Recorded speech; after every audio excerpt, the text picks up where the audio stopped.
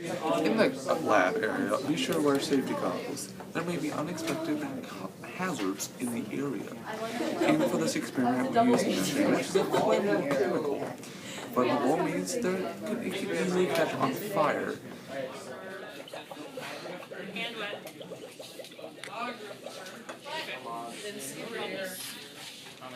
Remember, this is very dangerous. Do not attempt this on your own.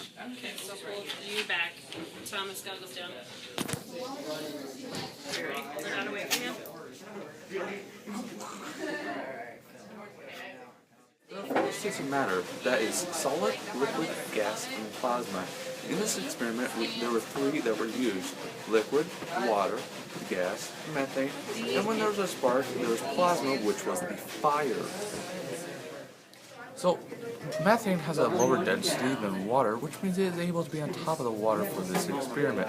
That is how this experiment works.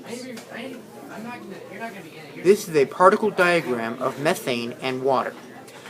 As was previously said, the methane is less dense than the water. And since the water we are using is soapy, the methane will then create bubbles on the surface of the water. Now, there are physical and chemical changes. A physical change is when the change occurs, you can get it back. Like, say, you take a piece of wood and cut it in half. You still have wood. But in this experiment, we are using fire. When we light the methane on fire, you cannot get the methane back. A chemical property of methane is flammability.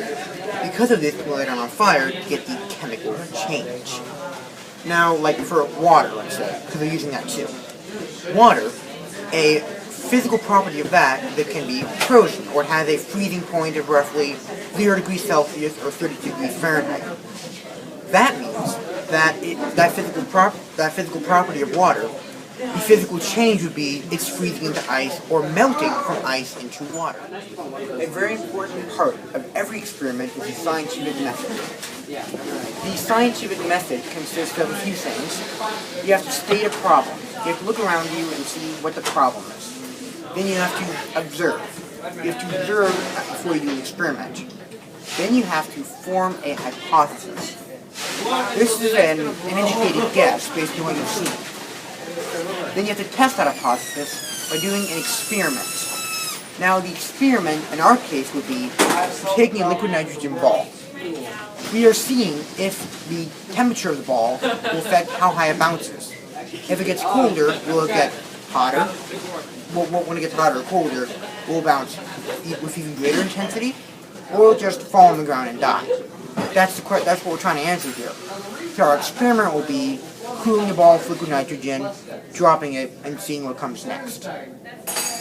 Then we have to analyze the data, figure out exactly what happened, form a conclusion, then communicate the results. And in this case, that'd be simply telling our science teacher what happened. At room temperature, the ball will bounce high because it is an amorphous solid. While the ball is partly frozen, it will not bounce as high. Almost all the way frozen, the ball is now a crystalline solid. Go. The rapid cooling of the ball made it change from an amorphous to a crystalline solid. This graph is known as the heating and cooling graph. On the graph, it shows the material changes through the states of matter. On the graph, there are lines that stay the same temperature. This indicates that the material is changing into a different state of matter. Another important part of this process are the exo and endothermic reactions. When heat is added, heat is going into the object, or whatever it happens to be. That means endo. It is an endothermic reaction. When heat is leaving, that is exo. It's leaving. So it's exothermic, an exothermic reaction. Exo and endo, two very important terms.